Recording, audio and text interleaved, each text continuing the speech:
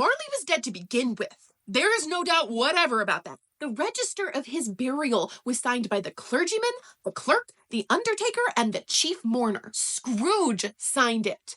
And Scrooge's name was good upon change for anything he chose to set his hand to. Old Marley was dead as a doornail. Mind, I don't mean to say that I know of my own knowledge what there is particularly dead about a doornail.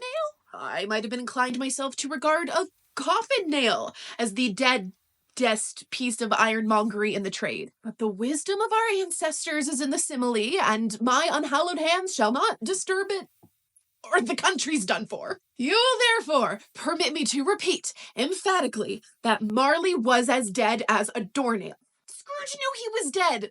Of course he did. How could it be otherwise? Scrooge and he were partners for I don't know how many years. Scrooge was his sole executor, his sole administrator, his sole assign, his sole residuary legatee, his sole friend, and sole mourner. And even Scrooge was not so dreadfully cut up by the sad affair, but that he was an excellent man of business on the very day of the funeral, and solemnized it with an undoubted bargain. Mention of Marley's funeral brings me back to the point I started from. There is no doubt that Marley was dead. This must be distinctly understood, or nothing wonderful can come of the story I am going to relate. If we were not perfectly convinced that Hamlet's father died before the play began, there would be nothing more remarkable in his taking a stroll at night in an easterly wind upon his own ramparts than there would be in any other middle-aged gentleman rashly turning out after dark in a breezy spot, say St. Paul's churchyard, for instance, literally to astonish his son's weak mind. Scrooge never painted out old Marley's name. There it stood years afterwards above the warehouse door, Scrooge and Marley. The firm was known as Scrooge and Marley. Sometimes people new to the business called Scrooge, and sometimes Marley, but he answered to both names. It was all the same to him. Oh, but he was a tight-fisted hand at the grindstone, Scrooge. A squeezing, wrenching, grasping, scraping, clutching, covetous old sinner. Hard and sharp as flint, from which no steel had ever struck out generous fire. Secret and self-contained and solitary as an oyster. The cold within him froze his old features, nipped his pointed nose, shriveled his cheeks, stiffened his gait, made his eyes red, his thin lips blue, and spoke out shrewdly in his grating voice. A frosty rime was on his head and on his eyebrows, and his wiry chin. He carried his own low temperature always about with him. He iced his office in the dog days and didn't thought 1 degree Christmas. External heat and cold had little influence on Scrooge. No warmth could warm, no wintry weather chill him. No wind that blew was bitterer than he. No falling snow was more intent upon its purpose. No pelting rain less open to entreaty. Foul weather didn't know where to have him. The heaviest rain and snow and hail and sleet could boast of the advantage over him in only one respect. They often came down handsomely. And Scrooge never did. Nobody ever stopped him in the street to say with gladsome looks, "My dear Scrooge, how are you? When will you come to see me?" No beggars implored him to bestow a trifle. No children asked him what it was o'clock. No man or woman ever, once in all his life, inquired the way to such and such a place of Scrooge. Even the blind men's dogs appeared to know him, and when they saw him coming on, would tug their owners into doorways and up courts, and then would wag their tails, as though they said, "No eye at all is better than an evil-eyed dark master." But what did Scrooge care? It was the very thing he liked, to edge his way along the crowded paths of life, warning all human sympathy to keep its distance, was what the knowing ones call nuts to Scrooge. Once upon a time, of all the good days in the year, on Christmas Eve, old Scrooge sat busy in his counting house. It was cold, bleak, biting weather, foggy withal, and he could hear the people in the court outside go wheezing up and down, beating their hands upon their breasts and stamping their feet upon the pavement stones to warm them. The city clocks had only just gone 3, but it was quite dark already. It had not been light all day, and candles were flaring in the windows of the neighboring offices like ruddy smears upon the palpable brown air. The fog came pouring in at every chink and keyhole and was so dense without that although the court was of the narrowest, the houses opposite were mere phantoms. To see the dingy cloud come drooping down, obscuring everything, one might have thought that nature lived hard by and was brewing on a large scale. The door of Scrooge's counting house was open, that he might keep an eye on his clerk, who, in a dismal little cell beyond a sort of tank, was copying letters. Scrooge had a very small fire, but the clerk's fire was so very much smaller that it looked like one coal, but he couldn't replenish it. For Scrooge kept the coal box in his own room, and so surely as the clerk came in with the shovel, the master predicted that it would be necessary for them to part. Wherefore the clerk put on his white comforter and tried to warm himself at the candle, in which effort, not being a man of strong imagination, he failed. "A Merry Christmas, Uncle! God save you!" cried a cheerful voice. It was the voice of Scrooge's nephew, who came upon him so quickly that was the first intimation he had of his approach. "Bah," said Scrooge. "Humbug." He had so heated himself with rapid walking in the fog and frost, this nephew of Scrooge's, that he was all aglow. His face was ruddy and handsome. His eyes sparkled, and his breath smoked again. "Christmas a humbug, Uncle," said Scrooge's nephew. "You don't mean that, I am sure." "I do," said Scrooge. "What right have you to be merry? What reason have you to be merry? You're poor enough." "Come then," returned the nephew gaily. "What right have you to be dismal? What reason have you to be morose? You're rich enough." Scrooge, having no better answer ready at the spur of the moment, said, "Again," and followed it up with, "Don't be cross, Uncle," said the nephew. "What else can I be," returned the uncle, "when I live in such a world of fools as this Merry Christmas? Out upon Merry Christmas! What's Christmas time to you but a time for paying bills without money? A time for finding yourself a year older and not an hour richer. A time for balancing your books and having every item in them through a round dozen of months presented dead against you? If I could work my will," said Scrooge indignantly, "every idiot who goes around with Merry Christmas on his lips should be boiled in his own pudding and buried with a stake of holly through his heart. He should." "Uncle," pleaded the nephew. "Nephew," returned the uncle sternly, "keep Christmas in your own way, and let me keep it in mine." "Keep it," repeated Scrooge's nephew, "but you don't keep it." "Let me leave it alone, then," said Scrooge. "Much good may it do you. Much good it has ever done you." "There are many things from which I might have derived good, but which I have not profited, I dare say," returned the nephew. "Christmas among the rest. But I am sure I have always thought of Christmas time when it comes round, apart from the veneration due to its sacred name and origin, if anything belonging to it can be apart from that, as a good time, a kind, forgiving, charitable, pleasant time. The only time I know of in the long calendar of the year when men and women seem, by one consent, to open their shut-up hearts freely, and think of people below them as if they really were fellow passengers to the grave, and not another race of creatures bound on other journeys. Therefore, Uncle, though it has never put a scrap of gold or silver in my pocket, I believe that it has done me good, and will do me good, and I say God bless it." The clerk in the tank involuntarily applauded, becoming immediately sensible of the impropriety. He poked the fire and extinguished the last frail spark forever. "Let me hear another sound from you," said Scrooge, "and you'll keep your Christmas by losing your situation. You're quite a powerful speaker, sir," he added, returning to his nephew. "I wonder you don't go into Parliament." "Don't be angry, Uncle. Come, dine with us tomorrow." "But why? Why?"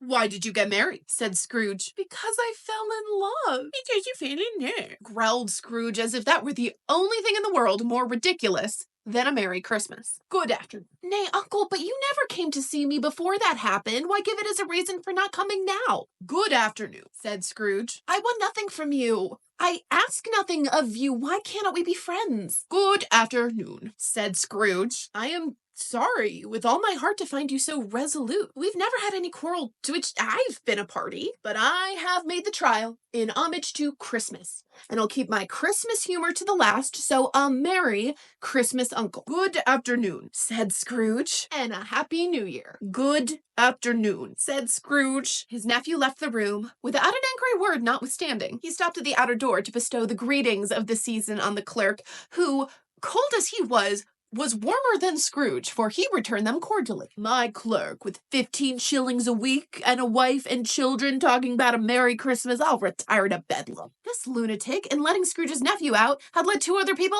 in. They were portly gentlemen, pleasant to behold, and now stood with their hats off in Scrooge's office. They had books and papers in their hands and bowed to him. Scrooge and Marley's, I believe, said one of the gentlemen, referring to his list. Have I the pleasure of addressing Mr. Scrooge or Mr. Marley? Mr. Marley has been dead these 7 years, Scrooge replied. He died 7 years ago, this very night.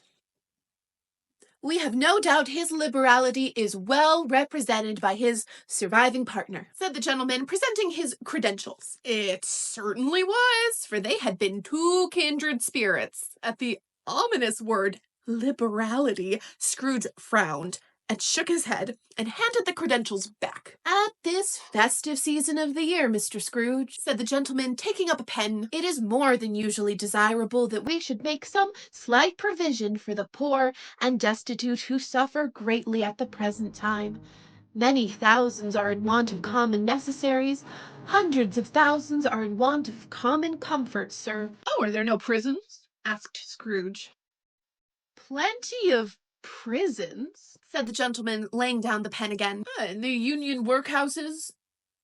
Are they still in operation? Demanded Scrooge. They are still, returned the gentleman. I wish I could say that they were not. And the treadmill? And the poor law are in full vigor then? Said Scrooge. Both very busy, sir. Oh, I was afraid, from what you said at first, that something had occurred to stop them in their useful course, said Scrooge. Phew, I'm very glad to hear it. Under the impression that they scarcely furnish Christian cheer of mind or body to the multitude, returned the gentleman. A few of us are endeavoring to raise a fund to buy the poor some meat and drink and means of warmth. We choose this time because it is a time of all others when want is keenly felt and abundance rejoices. What shall I put you down for? Nothing, Scrooge replied. You wish to be anonymous. I wish to be left alone, said Scrooge. Since you ask me what I wish, gentlemen, that is my answer. I don't make merry myself at Christmas, and I can't afford to make idle people merry. I help to support the establishments I mentioned. They cost enough, and those who are badly off must go there. Many can't go there, and many would rather die. Oh, if they would rather die, said Scrooge, they had better do it and decrease the surplus population. Besides, excuse me, I don't know that. But you might know it, observed the gentleman. It's not my business, Scrooge returned. It's enough for a man to understand his own business and not to interfere with other people's. Mine occupies me constantly. Good afternoon, gentlemen. Seeing clearly that it was useless to pursue their point, the gentleman withdrew. Scrooge returned to his labors with an improved opinion of himself, and in a more facetious temper than was usual for him. Meanwhile, the fog and darkness thickened so that people ran about with flaring lamps, proffering their services to go before horses and carriages and conduct them on their way. The ancient tower of a church whose gruff old bell was always peeping slyly down at Scrooge out of a Gothic window in the wall became invisible and struck the hours and quarters in the clouds with tremulous vibrations afterward, as if its teeth were chattering in its frozen head up there. The cold became intense. In the main street at the corner of the court, some laborers were repairing the gas pipes and had lighted a great fire in a brazier, around which a party of ragged men and boys were gathered, warming their hands and winking their eyes before the blaze in rapture. And the water plug, being left in solitude, its overflowing suddenly congealed and turned to misanthropic ice. The brightness of the shops, where holly, sprigs, and berries crackled in the lamp heat of the window, made pale faces ruddy as they passed. Poulterers and grocers' trades became a splendid joke, a glorious pageant with which it was next to impossible to believe that such dull principles as bargain and sale had anything to do. The Lord Mayor, in the stronghold of the mighty mansion house, gave orders to his 50 cooks and butlers to keep Christmas as a Lord Mayor's household should, and even the little tailor, whom he had fined 5 shillings the previous Monday for being drunk and bloodthirsty in the streets, stirred up tomorrow's pudding in his garret, while his lean wife and baby sallied out to buy the beef. Foggier yet, and colder, piercing, searching, biting cold. If the good St. Dustin had but nipped the evil spirit's nose with a touch of such weather as that, instead of using his familiar weapons, then indeed he would have roared to lusty purpose. The owner of one scant young nose, gnawed and mumbled by the hungry cold as bones are gnawed by dogs, stooped down at Scrooge's keyhole to regale him with a Christmas carol. But at the first sound of "Chorus, you merry gentlemen, may nothing you dismay," Scrooge seized the ruler with such energy of action that the singer fled in terror, leaving the keyhole to the fog and even more congenial frost. At length the hour of shutting up, the counting house, arrived. With an ill will, Scrooge dismounted from his stool and tacitly admitted the fact to the expectant clerk in the tank, who instantly snuffed his candle out and put on his hat. "You'll want all day tomorrow, I suppose," said Scrooge. "If quite convenient, sir." "It's not convenient," said Scrooge, "and it's not fair. If I were to stop £half-a-crown for it, you'd think yourself ill-used, I'll be bound." "And yet," said Scrooge, "you don't think me ill-used when I pay a day's wages for no work?" The clerk observed that it was only once a year. "A poor excuse for picking a man's pocket every 25th of December," said Scrooge, buttoning his greatcoat to the chin. "But I suppose you must have the whole day, be here all the earlier the next morning." The clerk promised that he would, and Scrooge walked out with a growl. The office was closed in a twinkling, and the clerk, with the long ends of his white comforter dangling below his waist, for he boasted no greatcoat, went down a slide on Cornhill at the end of a lane of boys 20 times in honor of it being Christmas Eve, and then ran home to Camden Town as hard as he could pelt to play at blind man's bluff. Scrooge took his melancholy dinner in his usual melancholy tavern, and having read all the newspapers and beguiled the rest of the evening with his banker's book, went home to bed. He lived in chambers which had once belonged to his deceased partner. They were a gloomy set of rooms in a lowering pile of building up a yard where it had so little business to be that one could scarcely help fancying that it must have run there when it was a young house, playing at hide and seek with the other houses, and forgotten the way out again. It was old enough now, and dreary enough, for nobody lived in it but Scrooge, the other rooms being all let out as offices. The yard was so dark that even Scrooge, who knew its every stone, was fain to grope with his hands. The fog and frost so hung about the black old gateway of the house that it seemed as if the genius of the weather sat in mournful meditation on the threshold. Now, it is a fact that there was nothing at all particular about the knocker on the door, except that it was very large. It is also a fact that Scrooge had seen it night and morning during his whole residence in that place. Also, that Scrooge had as little of what is called fancy about him as any man in the city of London, even including, which is a bold word, the corporation, aldermen, and livery. Let it also be borne in mind that Scrooge had not bestowed one thought on Marley since his last mention of his 7 years dead partner that afternoon. And then let any man explain to me, if he can, how it happened that Scrooge, having his key in the lock of the door, saw in the knocker, without its undergoing any intermediate process of change, not a knocker, but Marley's face. Marley's face! It was not in impenetrable shadow, as the other objects in the yard were, but had a dismal light about it, like a bad lobster. Had a dismal light about it, like a bad lobster in a dark cellar. It was not angry or ferocious, but looked at Scrooge as Marley used to look, with ghostly spectacles turned up on its ghostly forehead. The hair was curiously stirred, as if by breath or hot air, and though the eyes were wide open, they were perfectly motionless. That, and its livid color, made it horrible, but its horror seemed to be in spite of the face and beyond its control rather than a part of its own expression. As Scrooge looked fixedly at this phenomenon, it was a knocker again.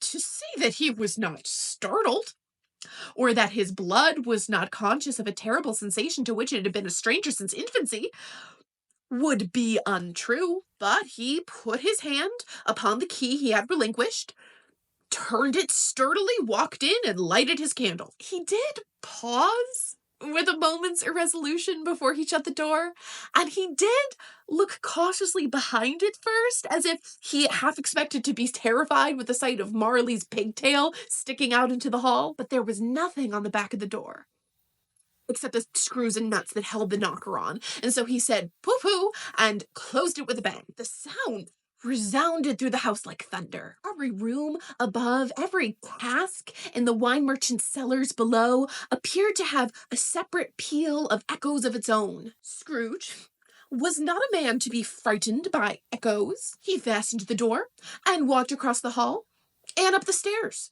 and slowly, too, trimming his candle as he went. You may talk vaguely about driving a coach and six up a good old flight of stairs or through a bad young Act of Parliament, but I mean to say you could have got a hearse up that staircase and taken it broadwise with the splinter bar towards the wall and the door towards the balustrade and done it easy. There was plenty of width for that and room to spare, which is perhaps the reason why Scrooge thought he saw a locomotive hearse going on before him in the gloom. Half a dozen gas lamps out in the street wouldn't have lighted the entry too well, so you may suppose it was pretty dark with Scrooge's dip. Up Scrooge went, not caring a button for that. Darkness is cheap, and Scrooge liked it. But before he shut his heavy door, he walked through his rooms to see that all was right. He had just enough recollection of the face to desire to do that. Sitting room, bedroom, lumber room, all as they should be. Nobody under the table, nobody under the sofa. A small fire in the grate, spoon and basin ready, and the little saucepan of gruel. Scrooge had a cold in his head. On the hob, nobody under the bed, nobody in the closet, nobody in his dressing gown, which was hanging in a suspicious attitude against the wall. Lumber room as usual, old fire guard, old shoes, 2 fish baskets, washing stand on 3 legs, and a poker. Quite satisfied. He closed his door and locked himself in. Double locked himself in, which was not his custom. Thus secured against surprise, he took off his cravat, put on his dressing gown and slippers and his nightcap, and sat down before the fire to take his gruel. It was a very low fire indeed, nothing on such a bitter night. He was obliged to sit close to it and brood over it before he could extract the least sensation of warmth from such a handful of fuel. The fireplace was an old one built by some Dutch merchant long ago and paved all round with quaint Dutch tiles designed to illuminate the scriptures. There were Cains and Abels, Pharaoh's daughters, queens of Sheba, angelic messengers descending through the air on clouds like feather beds, Abrahams, Balthazars, apostles, putting out to sea in butter boats. Hundreds of figures to attract his thoughts.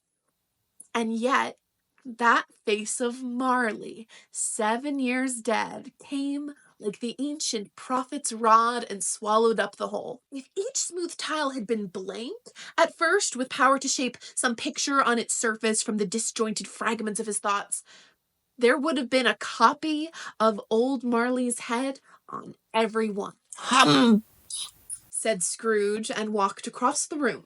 After several turns, he sat down again. As he threw his head back in the chair, his glance happened to rest upon a bell. A disused bell that hung in the room and communicated for some purpose now forgotten with a chamber in the highest story of the building. It was with great astonishment, and with a strange, inexplicable dread, that as he looked, he saw this bell begin to swing. It swung so softly at the outset that it scarcely made a sound, but soon it rang out loudly, and so did every bell in the house. This might have lasted half a minute or a minute, but it seemed an hour. The bells ceased as they had begun together. They were succeeded by a clanging noise deep down below, as if some person were dragging a heavy chain over the casks in the wine merchant's cellar. Scrooge then remembered to have heard that ghosts in haunted houses were described as dragging chains. The cellar door flew open with a booming sound, and then he heard the noise much louder on the floors below, then coming up the stairs, then coming straight towards his door. "It's humbug still," said Scrooge. "I won't believe it." His color changed, though, when, without a pause, it came through the heavy door and passed into the room before his eyes. Upon its coming in, the dying flame leaped up as though it cried, "I know him, Marley's ghost," and fell again. The same face, the very same Marley, in his pigtail, usual waistcoat, tights, and boots, the tassels on the latter bristling like his pigtail, and his coat skirts, and the hair upon his head. The chain he drew was clasped about his middle. It was long and wound about him like a tail, and it was made, for Scrooge observed it closely, of cash boxes, keys, padlocks, ledgers, deeds, and heavy purses wrought in steel. His body was transparent, so that Scrooge, observing him and looking through his waistcoat, could see the two buttons of his coat behind. Scrooge had often heard that Marley had no bowels, but he had never believed it until now. No, nor did he believe it even now, though he looked the phantom through and through, and saw it standing before him, though he felt the chilling influence of its death-cold eyes, and marked the very texture of the folded kerchief bound about its head and chin, which wrapper he had not observed before. He was still incredulous, and fought against his senses. "How now?" said Scrooge, cold and caustic as ever. "What do you want with me?" "Much." Marley's voice, no doubt about it. "Who are you?" Ask me who I was."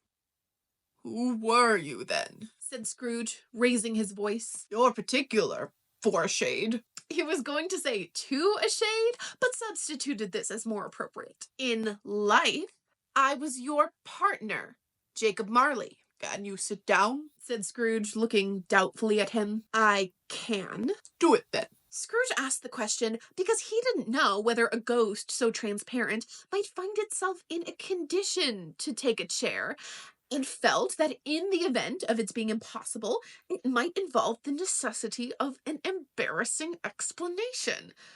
The ghost sat down on the opposite side of the fireplace as if he were quite used to it. "You don't believe in me." "I don't," said Scrooge. "What evidence would you have of my reality, beyond that of your senses?" "I don't know," said Scrooge. "Why do you doubt your senses?" "Because," said Scrooge, "a little thing affects them. A slight disorder of the stomach makes them cheats. You may be an undigested bit of beef, blot of mustard, a crumb of cheese, a fragment of an underdone potato. There's more of gravy than of grave about you, whatever you are." Scrooge was not much in the habit of cracking jokes, nor did he feel in his heart by any means waggish then. The truth is, he tried to be smart as a means of distracting his own attention and keeping down his terror, for the spectre's voice disturbed the very marrow in his bones. To sit staring at those fixed, glazed eyes in silence for a moment would play, Scrooge felt the very deuce with him. There was something very awful, too, in the specters being provided with an infernal atmosphere of its own. Scrooge could not feel it himself, but this was clearly the case, for though the ghost sat motionless, its hair and skirts and tassels were still agitated, as if by hot vapor from an oven. "You see this toothpick?" said Scrooge, returning quickly to the charge for the reason just assigned, and wishing, though it were only for a second, to divert the vision's stony gaze from himself. "I do." "You're not looking at it," said Scrooge. "But I see it," said the ghost, notwithstanding. "Well," returned Scrooge, "I have but to swallow this, and be for the rest of my days persecuted by a legion of goblins, all of my own creation. Humbug, I tell you, humbug!" At this, the spirit raised a frightful cry and shook its chain with such a dismal and appalling noise that Scrooge held on tight to his chair to save himself from falling in a swoon. But how much greater was his horror when the phantom, taking off the bandage round its head as if it were too warm to wear indoors, its lower jaw dropped upon its breast. Scrooge fell to his knees and clapped his hands before his face. "Mercy," he said. "Dreadful apparition, why do you trouble me?" "Man of the worldly mind," replied the ghost, "do you believe in me or not?" I do," said Scrooge. "I must. But why do spirits walk the earth, and why do they come to me?" "It is required of every man," the ghost returned, "that the spirit within him should walk abroad among his fellow men and travel far and wide, and if that spirit goes not forth in life, it is condemned to do so after death. It is doomed to wander through the world, oh woe is me, and witness what it cannot share, but might have shared on earth, and turned to happiness." Again the spectre raised a cry, and shook its chain, and wrung its shadowy hands. "You are fettered," said Scrooge, trembling. "Tell me why." "I wear the chain I forged in life," replied the ghost. "I made it. Link by link and yard by yard, I girded it of my own free will. And of my own free will I wore it. Is its pattern strange to you?" Scrooge trembled more and more. "Or would you know," pursued the ghost, "the weight and length of the strong coil you bear yourself? It was as full, as heavy, and as long as this 7 Christmas Eves ago. You have labored on it since. It is a ponderous chain." Scrooge glanced about him on the floor, in the expectation of finding himself surrounded by 50 or 60 fathoms of iron cable, but he could see nothing. "Jacob," he said imploringly. "Oh, Jacob Marley, tell me more. Speak comfort to me, Jacob." "I have none to give," the ghost replied. "It comes from other regions, Ebenezer Scrooge, and is conveyed by other ministers to other kinds of men. Nor can I tell you what I would. A very little more is permitted to me. I cannot rest. I cannot stay. I cannot linger anywhere. My spirit never walked beyond our counting house. Mark me, in my life, my spirit never roved beyond the narrow limits of our money-changing hole, and weary journeys lie before me." It was a habit with Scrooge, whenever he became thoughtful, to put his hands in his breeches pockets. Pondering on what the ghost had said, he did so now, but without lifting up his eyes or getting off his knees. "You must have been very slow about it, Jacob," Scrooge observed in a businesslike manner, though with humility and deference. "Slow," the ghost repeated. 7 years dead," mused Scrooge. "Traveling all the time?" "The whole time," said the ghost. "No rest, no peace, incessant torture of remorse." "You travel fast?" said Scrooge. "On the wings of the wind."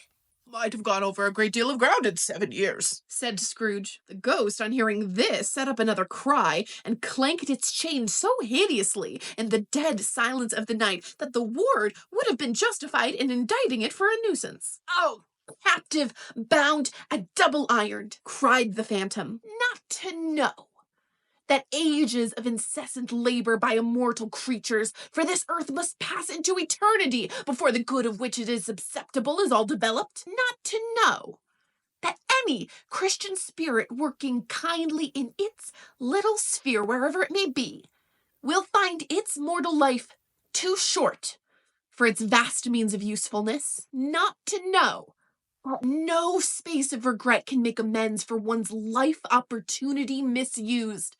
Yet such was I. Oh, such was I. But you are always a good man of business, Jacob, faltered Scrooge, who now began to apply this to himself. Business, cried the ghost, wringing its hands again. Mankind was my business. The common welfare was my business. Charity, mercy, forbearance, and benevolence were all my business.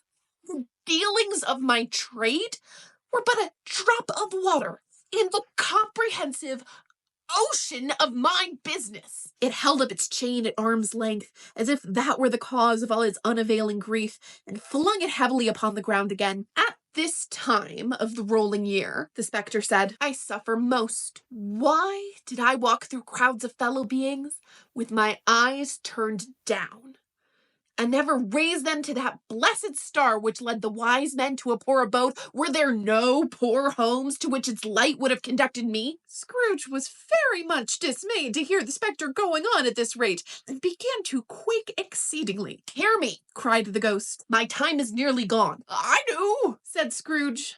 Don't be hard on me. Don't be flowery, Jacob, pray. How it is that I appear before you in a shape that you can see, I may not tell. I have sat invisible beside you many and many a day. It was not an agreeable idea.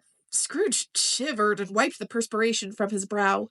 That is no light part of my penance, pursued the ghost. I am here tonight to warn you that you have a chance and hope of escaping my fate, a chance and hope of my procuring, Ebenezer. You are always a good friend to me, said Scrooge. Thank ye. You will be haunted, returned the ghost, by 3 spirits. Scrooge's countenance fell almost as low as the ghost's had done. Is that the chance and hope you mentioned, Jacob? He demanded in a faltering voice. It is. I think I'd rather not. Without their visits, said the ghost, you cannot hope to shun the path I tread. Expect the first tomorrow, when the bell tolls 1. Couldn't I take them all at once and have it over, Jacob? Hinted Scrooge. Expect the second on the next night at the same hour, the third upon the next night, when the last stroke of 12 has ceased to vibrate. Look to see me no more, and look that for your own sake you remember what has passed between us. When it had said these words, the spectre took its wrapper from the table and bound it round its head as before.